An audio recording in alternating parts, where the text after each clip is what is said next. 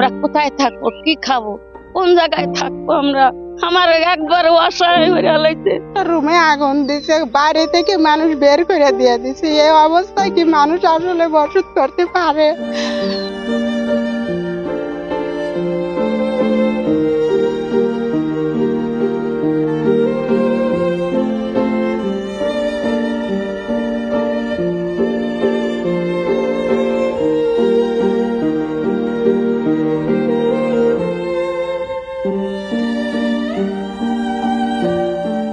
কিছু মানে নাই, তারা এসে ভাঙচুর শুরু করেছে। ভাঙচুর শুরু করার পর এখন যার যার ঘরে যা আসিল, আমার 7টা পরিবারের সম্পূর্ণ জিনিস তারা হাইজ্যাক করে। আমরা থানায় গেছি, সেই দিন রাইতেই গেছি আমরা।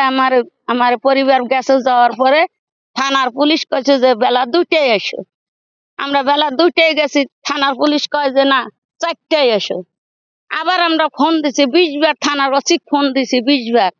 তার কয় যে না তোমরা বেলা ডোবার সময় এসো। এখন আমরা রাত 8টায় থানায় গেছি, যে আমরা পরিবার ধরে আমরা 8টায় থানায় গেছি। 8টায় থানায় যাওয়ার পরে তাও ওসি কয় এত লোক আইসে, ওকে এত লোক আসার কি দরকার? আচ্ছা, তোমরা এখন তোমার বেশ কিছু হয়রান করা হয়েছে, তোমরা যাইয়া এখন পাবনা যাও। তোমার অনেক কিছু করার আছিল, আমরা দুঃখিত, তোমরা এখন পাবনা চলে যাও। এখন আমরা রাত 11টায় আমরা চলে আসি। আমরা কোথায় থাকবো, কি খাবো, কোন জায়গায় থাকবো আমরা? আমার একবার অসহায় হয়ে লাইছে।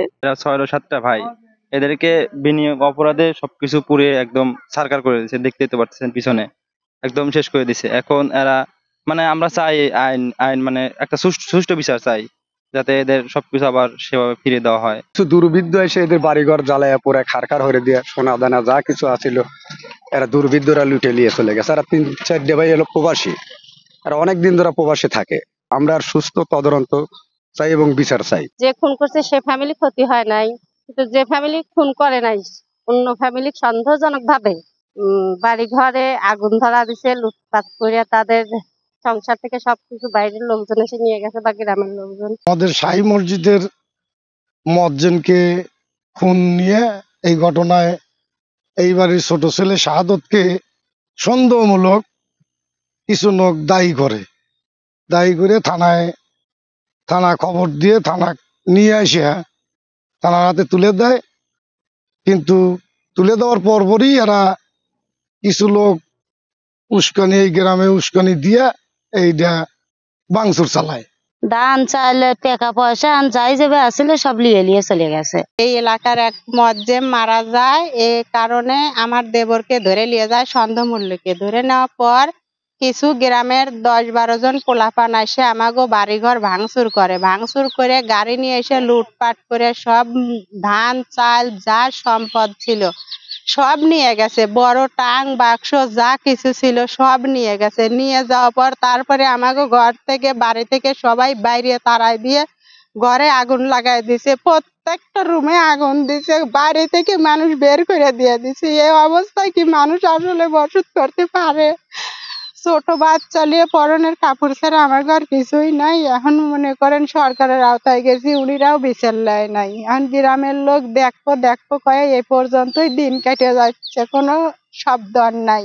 এবার কাহারা খুন করে সেই সন্দেহে আমার ছোট ভাইকে এখান থেকে নিয়ে যাওয়ার পরে থানায় যাওয়ার পরে আমার গ্রামের কিছু কতিপয় লোক এসে আমাদের ঘর দরজা ভাঙচুর করে এবং যা ছিল সবকিছু লুটপাট করে নেওয়ার পরে আমাদের ঘর দরজা সব আগুন দেয়।